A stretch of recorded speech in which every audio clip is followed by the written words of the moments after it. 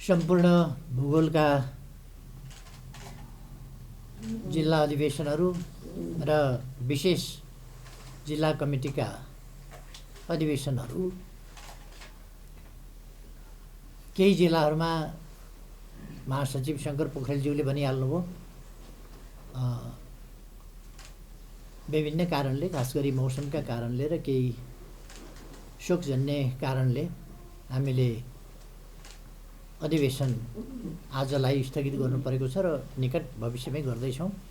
आज सबै जिल्ला अधिवेशनहरूमा उद्घाटन सत्रमा सरिक हुनुभएका सम्पूर्ण कमरेडहरूलाई म हार्दिक अभिवादन भन्न चाहन्छु र सबभन्दा पहिले त आज सबै जो जिल्ला अधिवेशन उद्घाटन सत्रमा सामेल हुनुभएको छ सबै साथीहरूलाई यसै सम्बोधन मार्फत जिल्ला अधिवेशन उद्घाटन भएको म जानकारी गराउँदछु। आदरणीय कमरेडहरू, तपाईहरू कतिपय विकट अवस्थामा, विकट ठाउँमा र विकट प्रतिकूल खालको मौसममा यस अधिवेशनमा उद्घाटन सत्रमा सामेल भइरहनु भएको छ। तपाईहरूको अधिवेशन अत्यन्तै भव्यताका साथ शानदार ढङ्गले सफल होस् भनेर म सबैमा हार्दिक शुभकामना भन्न चाहन्छु। सफल हुने नै छ। यो नेकपा एमालेको अधिवेशन हो। सबै ठाउँहरूमा हुन्थ्यो, 83 ठाउँहरूमै हुन्थ्यो आज। तर मैले अघि नै भने, महासचिवज्यूले पनि भन्नुभयो के कारणले हुन सकेन भनेर। केही ठाउँहरूमा हुन नसके पनि आम रूपमा अधिवेशन एकैसाथ हामी गरिरहेका छौँ र यसको एउटा हामीले परम्परा जस्तो नै बसाइसकेका छौँ। र अहिलेको अवस्थामा हामीले पहिले वडा अधिवेशनहरू एकै दिन गर्दा अथवा पालिका अधिवेशनहरू एकै दिन गर्दा अथवा विधान महाधिवेशनको आयोजना गर्दा अथवा पार्टीको 10औं राष्ट्रिय महाधिवेशनको आयोजना गर्दा हरेक समयमा सहमतिलाई जोड दिएका छौँ। उच्च स्तरको समझदारी, सहमति र साझा निष्कर्षहरूका साथ हाम्रा सामु उपस्थित भएका चुनौतीहरूको सामना गर्ने र हाम्रा अगाडि प्रकट भइरहेका उज्याला सम्भावनाहरू तिनीहरूलाई साकार बनाउने कुरामा हाम्रो पार्टीको तमाम कार्यकर्ता पङ्क्तिको, सिङ्गो पार्टी सदस्यता पङ्क्तिको एकता आवश्यक छ। त्यस एकताका लागि उच्च स्तरीय समझदारी, धैर्यता, संयम र देशका उद्देश्यहरू, हितहरू त्यसप्रति समर्पित हुने र आफ्ना साना क्षणिक हितहरू अथवा प्रतिष्ठाहरूभन्दा माथि आज हाम्रा अगाडि रहेका अभिभाराहरू, चुनौतीहरू, तिनीहरूलाई ध्यान दिनुपर्ने, तिनीहरूको सामना गर्न ध्यान दिनुपर्ने र तिनीहरूलाई वहन गरेर अगाडि बढ्न ध्यान दिनुपर्ने आवश्यकता ज्यादै महत्त्वपूर्ण कुरा हो भन्ने हामीले बुझ्नुपर्छ। र हामीले भन्दै आएका छौँ र हामीले हाम्रो पार्टीको 10औं महाधिवेशनमा पनि गऱ्यौँ।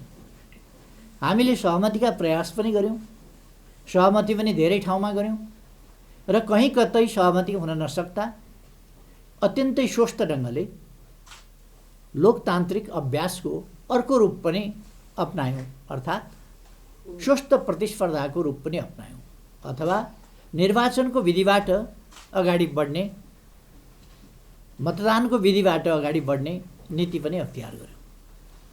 आज पनि म सबै साथीहरूलाई सकेसम्म समझदारी, सहमति र एकताबद्ध भएर मन नखुम्च्याइकन सहमतिमा पुग्न र अगाडि बढ्न, सहमतिका साथ नेतृत्व निर्माण गर्न र एउटा टिम स्पिरिटका साथ अगाडि बढ्न आग्रह गर्न चाहन्छु। कथम कदाचित त्यस्तो भएन भने स्वस्थ प्रतिस्पर्धामा जान आग्रह गर्न चाहन्छु। मैले अघि नै भने हाम्रा अगाडि चुनौतीहरू छन्। हामीले हाम्रा काँधमा बोक्नुपर्ने महान गहन अभिभाराहरू छन् र हामीले पुरा गर्नुपर्ने दायित्वहरू छन्। हामीले साकार पार्नुपर्ने सम्भावनाहरू छन्। यी सबै कुरालाई ध्यानमा राखेर हामी अगाडि बढिरहेका छौँ। नेपालमा स्थिरता स्थायित्व हुन नदिने, अस्थिरता अस्थायित्व जस्ता कुराहरूबाट खेल्ने, आफ्ना स्वार्थमा केन्द्रित र तल्लीन हुने, व्यापक बृहत राष्ट्रिय हितहरूभन्दा आफू, आफ्नो गुट, आफ्नो समूहका हितहरूमा बढी केन्द्रित हुने, अझ ईर्ष्या भावले ग्रस्त हुने, अझ अहङ्कार र आफ्ना तुष्टिका निम्ति अल्झिने जस्ता खालका संकीर्ण प्रवृत्तिहरू र देशप्रति जिम्मेवारीको अभाव, त्यस्ता प्रवृत्तिहरू आजको राष्ट्रिय राजनीतिका गम्भीर समस्याका रूपमा देखेका छन्। विचारहीनता, नीतिहीनता, सिद्धान्तहीनता जस्ता कुराहरू देखा परेका छन्। नेकपा एमाले मात्रै यस्तो पार्टी हो जसले राष्ट्रिय आकांक्षालाई आफ्नो गन्तव्य बनाएको छ, अथवा समृद्ध नेपाल, सुखी नेपालीको राष्ट्रिय आकांक्षा, सम्पूर्ण नेपाली जनताको चाहना समृद्ध नेपाल, सुखी नेपाली हो।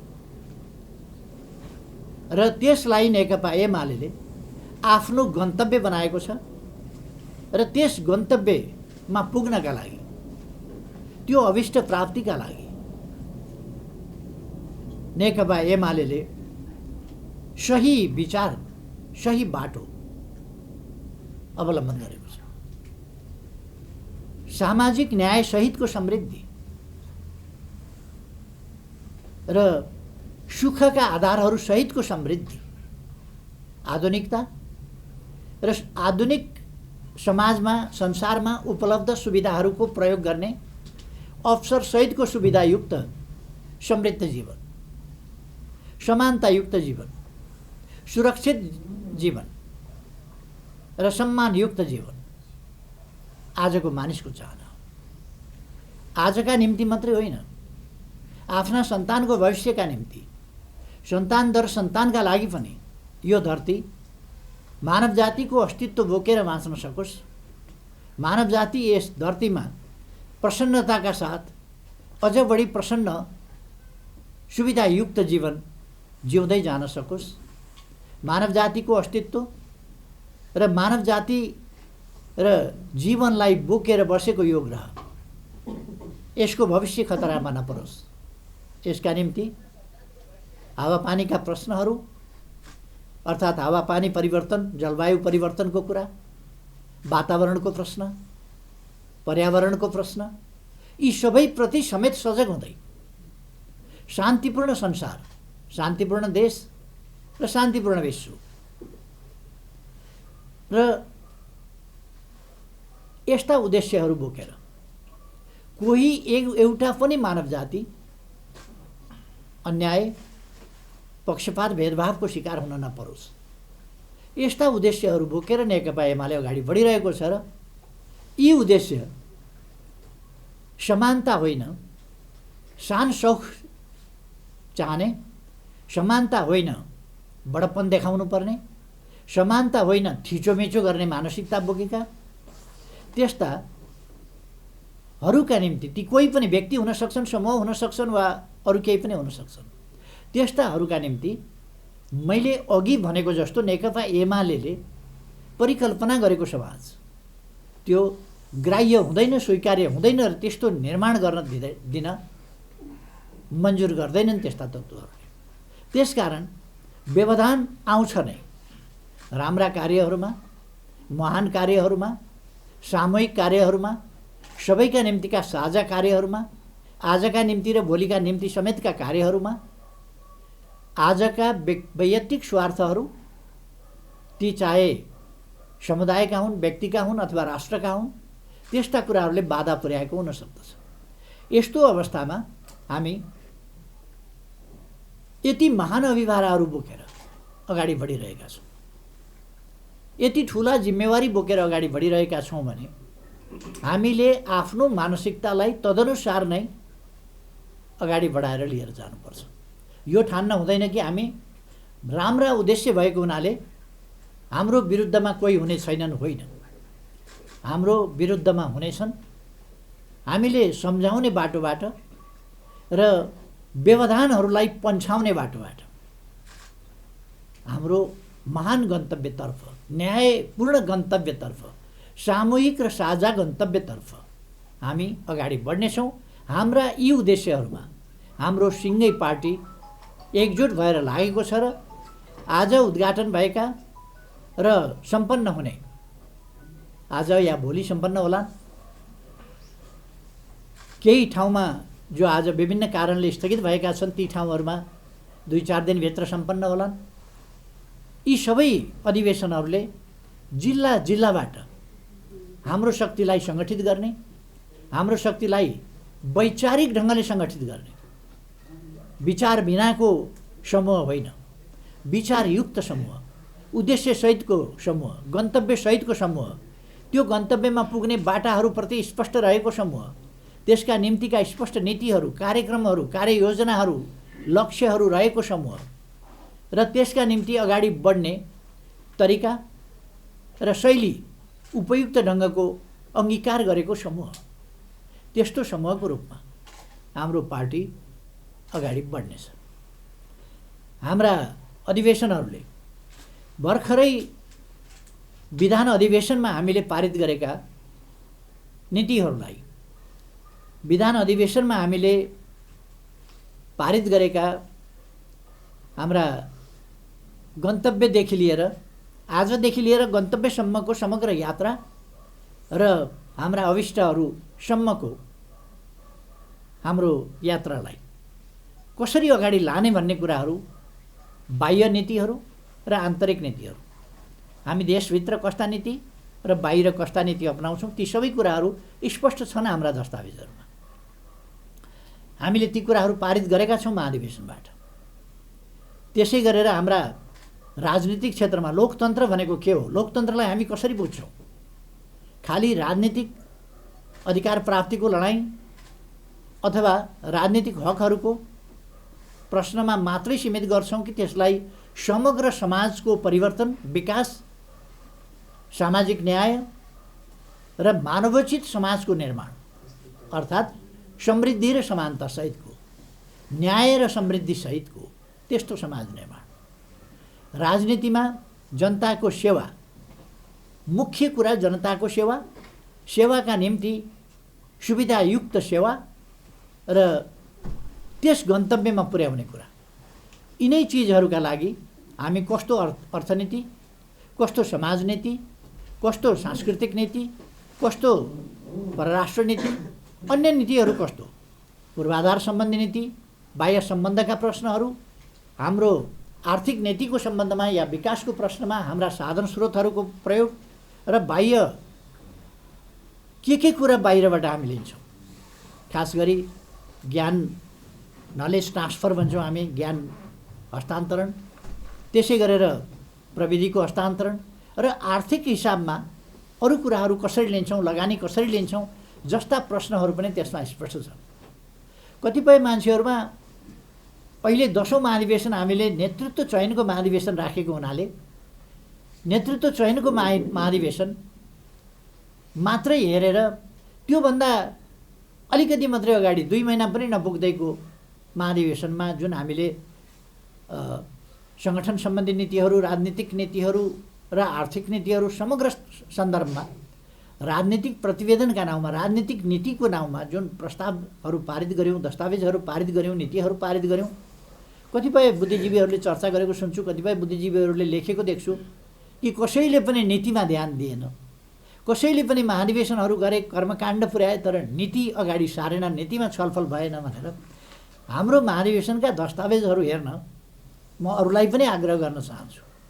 दस्तावेजहरूमाथि छलफल गर्न र ती दस्तावेजहरूमाथि यदि छ कहीँ ठाउँ भने टिका टिप्पणी गर्न म आग्रह गर्न चाहन्छु। र टिका टिप्पणीहरूले हामीलाई हाम्रा विचारहरू अझ खँदिला बनाउन, अझ सुस्पष्ट बनाउन, अझ अगाडि बढाउन, कहीँ कमी कमजोरी कसैले देखाइदिनु भयो भने हामी धन्यवाद दिनेछौँ। लोकतन्त्रको सवालमा, सामाजिक न्यायको सवालमा, अग्रगमनको सवालमा, सामाजिक सुरक्षाको सवालमा अथवा अन्य प्रश्नहरूमा, विकासका प्रश्नहरूमा हाम्रा नीतिहरूमा कमी छन् भने ती देखाउन हामी आग्रह गर्न चाहन्छौँ। अध्ययन नगरिकन अथवा दस्तावेजहरूमा नगइकन केही पनि छैन भन्ने खालको टिप्पणी भन्दा हाम्रो कार्यकर्ता पङ्क्तिलाई म आग्रह गर्न चाहन्छु, हाम्रा नेता साथीहरूलाई आग्रह गर्न चाहन्छु, हामीले यी सबै प्रश्नहरूमा आफ्ना दस्तावेजहरू राम्ररी अध्ययन गरेर यस्ता भ्रमहरूको जवाफ दिन पनि जरुरी छ। कुनै पनि विषयमा, कुनै पनि नीतिको सवालमा हाम्रो पार्टी विश्वव्यापी रूपमा, विश्व स्तरमा श्रेष्ठताको दाबी गर्दछ। हामी दार्शनिक हिसाबले, वैचारिक हिसाबले, सैद्धान्तिक हिसाबले, राजनीतिक हिसाबले, अर्थनीतिको हिसाबले, हाम्रो परिवेश अनुसारका, हाम्रो अवस्था अनुसारका हाम्रा सामाजिक नीति, अर्थनीति अथवा राजनीति, लोकतन्त्रको सम्बन्धमा हाम्रा मूल्य मान्यताहरू, यी सबै कुराको सन्दर्भमा हामी हाम्रा विचारहरूको श्रेष्ठताको दाबी गर्दछौँ र त्यो दाबी पुष्टि गर्न हामी तयार छौँ। तसर्थ हाम्रो सिङ्गो पार्टी पङ्क्तिले यो स्पष्टता, यो उचाइलाई बुझ्न जरुरी छ र त्यसलाई अगाडि बढाउन जरुरी छ। फिजाइएका भ्रमहरूमा कुनै अन्योलमा पर्न जरुरी छैन। र म के भन्न चाहन्छु भने हामी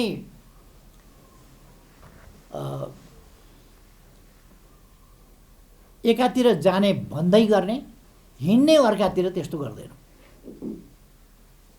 हामीले कुनै कुनै पार्टीका महाधिवेशन देखेका छौँ। कम्युनिस्ट पार्टीको लगभग 2/3 हैसियतलाई टुक्र्याउने, पार्टी फुटाउने, सरकार गिराउने, अनेक तमासा गरेर सरकार गिराउने, सरकार अस्वस्थ ढङ्गले, अनुचित ढङ्गले, असंवैधानिक ढङ्गले सरकार गिराउने, विपक्षीसँग मिलेर विरोधी विचार, विरोधी दर्शन, विरोधी सिद्धान्त र विरोधी उद्देश्यहरू भएका शक्तिहरूसँग मिलेर आफ्नो प्रगतिशील वामपन्थी सुशासन र विकासलाई मूल मन्त्र बनाएर आर्थिक उन्नति र सामाजिक न्यायको दिशामा अगाडि बढिरहेको सरकार, तीव्र ढङ्गले विकासको बाटोमा अगाडि बढेको सरकार ढालेर 5 दिशातिर फर्किएको, गन्तव्य नभएको त्यस्तो एउटा स्वार्थ समूहहरूको गठबन्धनको सरकार बनाउने अनि समाजवाद निर्माणको नेपाली बाटो भनेर लफाजी पनि दिँदै गर्ने, गफ पनि दिँदै गर्ने र कार्यकर्ता अल्मल्याउँदै गर्ने नीति हाम्रो पार्टीको होइन। हामी जे भन्छौँ त्यो गर्छौँ, जे गर्नु छ त्यो भन्छौँ। हिँड्ने एकातिर, भन्ने अर्को कुरा, गर्ने एउटा काम, भन्ने अर्को काम, भन्ने अर्कै कुरा, त्यस प्रकारको हाम्रो नीति होइन। हाम्रो साथीहरू यसमा स्पष्ट हुनुपर्दछ। म आग्रह गर्न चाहन्छु, हाम्रो पार्टीका विरुद्ध अनेक प्रकारका भ्रमहरू फिजाइएका छन्, हल्लाहरू चलाइएका छन्। त्यसबाट एउटा जनतामा थोरै तिनो भ्रम पर्न सक्छ। अहिले हाम्रो अगाडि राष्ट्रिय सभाको निर्वाचन आइरहेको छ। राष्ट्रिय सभाको निर्वाचन माघ 12 गते सम्पन्न हुन्छ, मतदान हुन्छ त्यसमा 12 गते, र त्यसको परिणाम हाम्रा निम्ति अलिक प्रतिकूल आउन सक्छ। किन प्रतिकूल आउन सक्छ भने त्यो आजको जनमत होइन र त्यो कुनै यथार्थ जनमत होइन। हामीले हिजो 4.5 वर्ष अगाडि 4 वर्ष अगाडि जनताबाट जुन जनमत ल्याएका थियौँ त्यस जनमतलाई त्यो जनमत ल्याउँदाखेरि हामीले विभिन्न पक्षहरूलाई सन्तुलन मिलाएर विभिन्न पक्षलाई सिट दिएर र विभिन्न प्रकारका व्यवस्थापन साथीहरूले सुन्नुभएको छ व्यवस्थापनका नाउँमा विभिन्न व्यक्तिहरूलाई विभिन्न प्रवृत्ति भनेर त्यसलाई सम्बोधन गर्ने नाउँमा सिटहरू बाँडेका पनि थियौँ।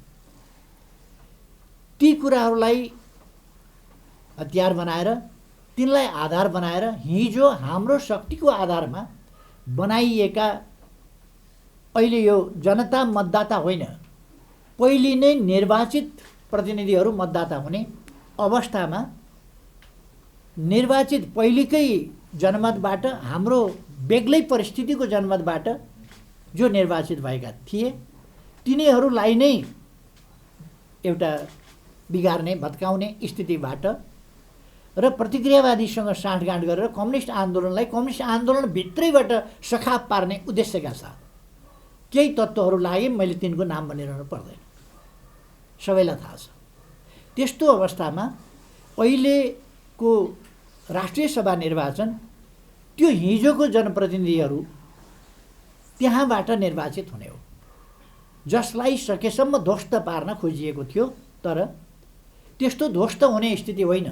तर परिणाम त यदि हाम्रो 51 छ भने हामी जित्थ्यौँ। 2 जना मान्छे तलमाथि पारिदिँदा हाम्रो 49मा झर्छ। विपक्षी गठबन्धन भन्ने जुन छ अहिले यो अपवित्र गठबन्धन, यो प्रतिगामी गठबन्धन, यसको 49बाट 51 हुनसक्छ, 48बाट 52 हुनसक्छ, 45बाट 55 हुनसक्छ र हामी 55बाट 5 जना मान्छे त्यसबाट बिगार्दाखेरि हाम्रो स्थिति 45मा झर्न सक्छ। तर अहिले पनि हामी एक्लै अरू पार्टीभन्दा मजबुत छौँ, एक्लै अरूभन्दा माथि छौँ। तर यसमा 50% चाहिने जुन अवस्था हो त्यसमा सम्पूर्ण शक्तिहरू मिलेर यति बेला हिजोको जनमत र हिजोको परिस्थितिको दुरुपयोग गरेर अहिले हाम्रा निम्ति अलिकति प्रतिकूल परिणाम यस राष्ट्रिय सभा निर्वाचनबाट आउन सक्छ। म साथीहरूलाई भन्न चाहन्छु र जनसमुदायलाई पनि स्पष्ट पार्न चाहन्छु, यो आजको जनादेश होइन, आजको जनमत होइन, आजको यथार्थ होइन, हिजोको बेग्लै परिस्थितिको दुरुपयोग गरेर पैदा गरिएको अवस्था हो। त्यसकारण यसमा हाम्रो अलिकति सकारात्मक परिणाम आएन भनेर अनौठो मान्नुपर्ने कुनै आवश्यकता छैन। यो हिजोको कुरा हो। र नेकपा एमालेलाई संसदीय क्षेत्रमा संसदीय सङ्घर्षको मैदानमा र तिनै तहका निर्वाचनहरूमा नेकपा एमाले माथि गर्न सक्ने हानिकारक प्रहार, नोक्सानदायी प्रहारको अन्तिम किस्ता यो हो। नेकपा एमाले फुटाउने तत्त्वहरूले गरेको प्रहारको अन्तिम किस्ता यो हो। यसभन्दा पछि जनतामा जाँदा अब उपरान्त उनीहरूसँग त्यो हैसियत रहँदैन। त्यसै कारण सबैले सुनिरहनु भएको छ, जो जति कमजोर छ त्यो त्यति बढ्ता चर्को गरी कराइरहेको छ कि यो गठबन्धन निर्वाचनसम्मै जानुपर्छ भनेर। जो जति कमजोर छ उसलाई गठबन्धन त्यति बढ्ता चाहिएको छ। नेकपा एमालेलाई गठबन्धन चाहिएको छैन। नेकपा एमाले एक्लै चुनौतीहरूको सामना गर्न सक्षम छ। नेकपा एमाले देशका निम्ति खटेको, जनताको सेवाका निम्ति समर्पित, जनताका निम्ति काम गरेर आएको, विकास प्रेमी, शान्ति प्रेमी र देश बनाउने सङ्कल्प बोकेको र बनाउन योगदान गरेको र कामबाट आफ्ना विचारको श्रेष्ठता र व्यवहारको श्रेष्ठता यी कुराहरू प्रमाणित गरेर आएको पार्टी हो, जनताको पार्टी हो। त्यसकारण यसलाई जनताबाट कसैले अलग गर्न सक्दैन र कमजोर पार्न सक्दैन। सबैलाई थाहा छ। आजको मात्रै मैले एउटा अखबार हेरेको थिएँ, सायद कारोबार भन्ने आर्थिक पत्रिका। त्यसको मुख्य समाचार छ, आर्थिक क्षेत्रमा 6 महिना खेर गयो। 6 महिना, पहिलो 6 महिना, देशको पहिलो 6 महिना, आर्थिक वर्षको पहिलो 6 महिना आर्थिक विश्लेषण गर्ने पत्रिकाको भनाइ छ खेर गयो। 6 महिना खेर गयो, अर्को 6 महिना पनि खेर जान्छ। यो खेर जाँदाखेरि विकास नहुने मात्रै होइन, विकासलाई पछाडि पार्ने काम हुन्छ र 1 वर्षले अरू 2-3 वर्ष त्यसलाई मेकअप गर्न, त्यसलाई परिपूर्ति गर्न लाग्छ र हामी यस ढङ्गले आर्थिक क्षेत्रमा ध्वस्त हुँदैछौँ। आज ब्याङ्कमा पैसा छैन, ब्याङ्कले ऋण दिन सक्दैन, मानिसहरूले जम्मा गरेर सञ्चित गरेर राखेको पैसा भुक्तानी माग्न गयो भने ब्याङ्कले त्यो पैसा दिन सक्दैन। त्यस्तो खालको स्थितिमा ब्याङ्क छ र आर्थिक सूचकहरू अत्यन्तै प्रतिकूल ढङ्गले अगाडि बढिरहेका छन्। व्यापार घाटा बढ्दो छ, विदेशी मुद्राको सञ्चिति खतरनाक स्थितिमा छ, हाम्रो मौद्रिक तरलता कुनै पनि पक्ष खतरनाक अवस्थामा छ र यस स्थितिबाट विकास निर्माण भइरहेको छैन। पूर्वाधार निर्माणका आयोजनाहरू व्यापक रूपमा कटौती भएका छन्। शिक्षा क्षेत्रलाई ध्वस्त पारिएको छ। अहिले सदन अन्त्य गरेर प्राविधिक शिक्षामाथि बन्चरो चलाउने अध्यादेश ल्याउने तयारी भइरहेको छ। खास गरेर सिटिभिटीलाई समाप्त पार्ने, त्यसलाई एउटा कर्मचारीले सिइओको रूपमा सञ्चालन गर्ने र सरकारको अनावश्यक हस्तक्षेपबाट आफ्ना मान्छे राख्ने र आफ्ना मान्छे पैसा कमाउने भाँडो, जेसुकैलाई पनि पैसा कमाउने भाँडो बनाउने र देशप्रति अत्यन्तै गैर जिम्मेवार ढङ्गले बिना छलफल, सरकारवालाहरूसँग छलफल नगरिकन यस्ता कुराहरू ल्याउन खोजिँदैछ। सदन अन्त्य गरिदिने र अध्यादेश ल्याइदिने। पहिले यी गठबन्धनवालाहरू निर्वाचित सरकार भएका बेला, जनादेशबाट आएको सरकारका बेला, त्यति बेला जनताले नागरिकता नपाएर हैरान छ। विधेयक संसदमा लगेर लट्काइदिएका छन् र संसद नचलेका बेला नागरिकका समस्या समाधान गर्न अध्यादेश ल्यायो भने, संविधानसम्म ढङ्गले अध्यादेश ल्यायो भने त्यो अध्यादेशको विरुद्धमा यिनीहरू घाँटी सुक्ने गरी कराउँथे, माइतीघर मण्डलामा जम्मा हुन्थे, चर्को हल्ला गर्थे, अदालतमा जान्थे। अब अदालतले किन मुद्दा जिताउँथ्यो त्यो म जान्दिनँ, तर जनताका समस्या प्रति हेर्ने र संविधान हेरेर फैसला गर्ने भन्दा प्रतिपक्षले मागे अनुसारको फैसला यस्ता मामलामा पनि हुने गरेका थियो। यही कुरा हामी देख्छौँ अध्यादेशका मामलामा। हामीले राजनीतिक दलहरूले केन्द्रीय समितिको आकार कहिले कति हजार पुर्याउने, कहिले कति हजार पुर्याउने, त्यस्तो स्थितिमा वास्तवमा सांसदहरूले, वास्तवमा नेताहरूले संविधान प्रदत्त अधिकारको पनि प्रयोग गर्न नपाउने, राजनीतिक विचारको स्वतन्त्रताको हक पनि प्रयोग गर्न नपाउने स्थितिमा 40% प्रतिनिधि सभा सदस्य वा केन्द्रीय कमिटीका सदस्य भनेर वा भन्ने शब्दमा संशोधन संसद नचलेका बेला गर्दा त्यो ठाडै खारिज गरिने स्थिति बनेको थियो।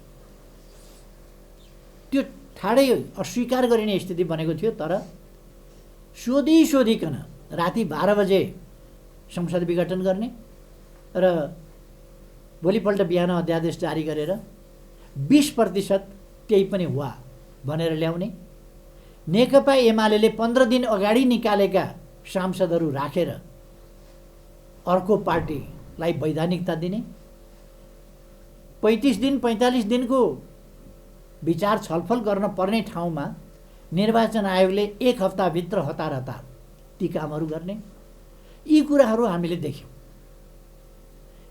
यसले देखाउँछ कि हामी एक प्रकारको घेराबन्दीमा परेकै हौँ। तर हामीलाई फेरि जनताको रक्षा कवच प्राप्त छ, जनताको स्नेहको, माया ममताको, भरोसाको, विश्वासको रक्षा कवच प्राप्त छ, आशीर्वाद प्राप्त छ। त्यसकारण हामीलाई कसैले पनि एकछिन अध्यादेश, एकछिन परमादेशले एकछिन एउटा कठपुतली सरकार बन्ला, तर परमादेश अनन्त सत्य होइन। जनादेश अन्तिम सत्य हो। जहाँ पनि जनादेश र जनशक्ति, जनताको इच्छा, जनताको चाहना र अन्तिममा जनताद्वारा जुनसुकै प्रकारले प्रकट भएको पनि आदेश, त्यसैले दुनियाँ परिवर्तन गरेको छ, दुनियाँका राजनीतिलाई परिवर्तन गरेको छ। र हाम्रो देशमा मतदान मताधिकारबाट जनताले आफ्नो मताधिकार जनादेश प्रकट गर्ने अवसर पाएको छ। त्यसकारण हामी त्यस दिनको प्रतीक्षा गरिरहेका छौँ। त्यस दिनको प्रतीक्षा गर्दै पर्खिएर चुप लागेर प्रतीक्षा गर्ने होइन, तयारीमा जुटेर प्रतीक्षा गर्न म साथीहरूलाई आग्रह गर्न चाहन्छु।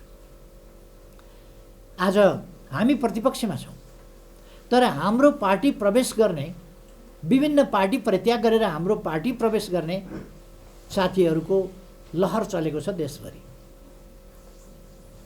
आज मात्रै पनि एकैछिनपछि म अनेक प्रवेश कार्यक्रमहरू पनि गराउँदैछु। एकैछिनपछि अरू ठाउँहरूमा पनि यस्ता प्रवेश कार्यक्रमहरू भइरहेका छन्। मैले यो किन चर्चा गरेको भने हामी प्रतिपक्षमा छौँ। हामीबाट कुनै लाभ कसैले तत्काल पाउँछु भन्ने कुरा होइन। तत्काल लाभ त अहिलेको अपवित्र प्रतिगामी गठबन्धनमा सामेल भएर लाभ प्राप्त गर्ने सम्भावना होला। क्षणिक लाभ, तात्कालिक लाभ नेकपा एमालेमा प्रवेश गरेर कसैले प्राप्त गर्ने सम्भावना छैन। नियुक्ति सियुक्ति केही पनि पाउने सम्भावना छैन। तर नेकपा एमालेमा किन प्रवेश गरिराखेका छ मानिस भन्दा, नेकपा एमाले देशलाई माया गर्ने, देशका लागि लड्ने, देश बनाउने पार्टी हो। जनताका लागि माया गर्ने, बुढाबुढी, अशक्त, बालबालिका अथवा बेसहारा, असहाय सबैलाई हेर्ने, पछाडि परेको समुदायलाई हेर्ने, कोही भोकै पर्दैन, कोही भोकले मर्दैन भन्ने नाराका साथ अगाडि जाने त्यो पार्टी। भोकाहरूलाई सम्झिने, नाङ्गाहरूलाई सम्झिने, घरविहीनहरूलाई सम्झिने, घरमा जस्ता पाता हालिदिने, जनता घर नभएकालाई घर दिने, भूकम्प पीडितहरूलाई पुनर्स्थापना गराउने त्यो पार्टी हो नेकपा एमाले भन्ने जनतालाई थाहा छ। राष्ट्रको स्वाभिमानलाई माथि उठाउने, देशको भूभाग सामेल गरेर नक्सा जारी गर्न आँट गर्ने र तुइन काटेर खोलामा हालिदियो मान्छे भने पनि बोल्न नसक्ने त्यस्तो खालको निम्सरो सरकार होइन। त्यस्तो खालको पार्टीले नेतृत्व गरेको सरकार पनि होइन। एक्लै नेकपा एमाले दृढताका साथ बोल्थ्यो, दृढताका साथ कदम चाल्थ्यो। आज 5तिर फर्किएका 5 भाइ छन्, चुइक्क बोल्न सक्दैनन्, आफ्नो नागरिकको बारेमा बोल्न सक्दैनन्, नागरिकको ज्यान गएको बारेमा बोल्न सक्दैनन्। शरम लाग्छ यस्ताहरू सरकारमा बस्ने, कसरी हक राख्छौँ भन्ने ठान्छन्। तर यतापट्टि अहिले म जान चाहन्न। हामीले हाम्रो अभिभार बुझेर अगाडि बढ्नु छ। हामीले देश बनाउनु छ। हामीले देशलाई एउटा सभ्य, सुसंस्कृत, स्वस्थ प्रतिस्पर्धामा आधारित लोकतन्त्रका मूल्य मान्यता, आधारभूत मूल्य मान्यतामा आधारित राज्यका सबै अङ्ग, व्यवस्थापिका, कार्यपालिका, न्यायपालिका सबै आआफ्ना ठाउँमा आआफ्ना मर्यादामा बसुन्। स्वच्छता, निष्कलङ्कता र नैतिक मूल्य मान्यता, यी कुराहरूमा शासकहरू र राज्यका अङ्गहरू, राज्यका निकायहरू प्रतिबद्ध हौँ। लोकतन्त्रका, एउटा सभ्य समाजका मूल्यहरू यी हुन्। तर यी मूल्यभन्दा आज तपाईँ हामी देखिरहेका छौँ, मानिसहरू हरेक ठाउँमा योग्य मानिसहरूलाई निष्कासन गर्ने र भर्ती केन्द्र हरेक संस्थाहरूलाई बनाउने। आज 30,000 भन्दा बढी बालिकाहरूले नर्सिङ पढ्छौँ भनेर एप्लाई गरे। नर्सिङ कलेजहरू बन्द गर्ने अभियान चलाएको छ सरकारले। र अब विदेश पठाउने अभियान, जो विदेश गएर पढ्न सक्छन् तिनलाई विदेश पठाउने, जो पढ्न सक्दैनन् तिनलाई यहाँ घाँस दाउरा गराउने अथवा खाडीतिर पठाउने र रेमिटेन्सको लोभ गर्ने, त्यस दिशामा सरकार गइराखेको छ, जो अत्यन्तै दुःखद कुरा हो। मैले धेरै केही भनिरहनु आवश्यक छ जस्तो लाग्दैन। अहिलेको सरकारमा बस्न सुहाउने नै सरकार होइन, त्यसैले सरकारमा बस्न जनताले आदेश दिएको थिएन। सरकारले आदेश नदिएका मान्छेहरू अन्यत्रैबाट संसदले त सरकार परिवर्तन भएकै थाहा पाएन। जुन संसदले सरकार परिवर्तन गर्ने, सरकार निर्माण गर्ने, सरकार परिवर्तन गर्ने, प्रधानमन्त्री नियुक्त गर्ने, नियुक्तिका लागि सिफारिस गर्ने, सरकार गठन गर्ने काम जहाँ संसदले गर्छ त्यो संसदले प्रधानमन्त्री हटाइएको, अर्को प्रधानमन्त्री नियुक्त गरिएको, अर्को प्रधानमन्त्रीले शपथ ग्रहण गरिसकेको, यी सबै कुरा संसदले थाहा पाएन। संसदले एकैचोटि विश्वासको मत लिने ड्रामामा सरिक हुन बाध्य भयो। त्यो एउटा ड्रामा थियो, असंवैधानिक क्रियाकलापबाट जन्मिएको अस्वस्थ ड्रामा थियो त्यो। म नेपाली जनतालाई आग्रह गर्न चाहन्छु, यस्ता ड्रामाहरूलाई आगामी दिनमा अन्त्य गर्नुपर्दछ। हामीले म आग्रह गर्न चाहन्छु, निवेदन गर्न चाहन्छु, जनताको अदालतले यस्ता कुराहरूको सही फैसला दिनुपर्दछ, सामूहिक फैसला दिनुपर्दछ। झन्डै 3 करोड नेपालीले एकजुट आवाज आफ्ना मतपत्रहरूबाट प्रस्फुटित गर्नुपर्दछ। म यो आग्रह गर्न चाहन्छु र यो आग्रह लिएर हाम्रो महाधिवेशनका सन्देशहरू लिएर जनतामा जान म हाम्रा तमाम कमरेडहरूलाई, तमाम कार्यकर्ता साथीहरूलाई हार्दिक आग्रह गर्न चाहन्छु। अब अहिले म धेरै विषयहरूमा नजाउँ। देशले नेकपा एमालेबाट धेरै ठुलो अपेक्षा गरेको छ। जनता एमाले हेरेर आशा भरोसाका साथ एमालेको विजय कहिले कसरी गराउने भनेर प्रतीक्षा गरिरहेका छन्। यस्तो स्थितिमा हामीले जनताको सेवामा, जनतालाई सचेत गराउने, सङ्गठित गर्ने र अगाडि बढाउने काममा नेकपा एमालेको अग्रणी भूमिका निर्वाह गर्नुपर्दछ। र आज उद्घाटित जिल्ला अधिवेशनहरूले यस काममा नेतृत्व गर्न सक्ने, जिल्ला कमिटीहरूलाई ठिक ढङ्गले नेतृत्व गर्न सक्ने नेतृत्व निर्माण गरोस्। म धेरै धेरै फेरि पनि शुभकामना भन्न चाहन्छु।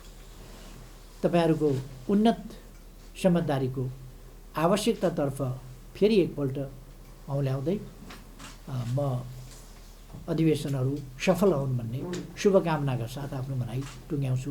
धन्यवाद।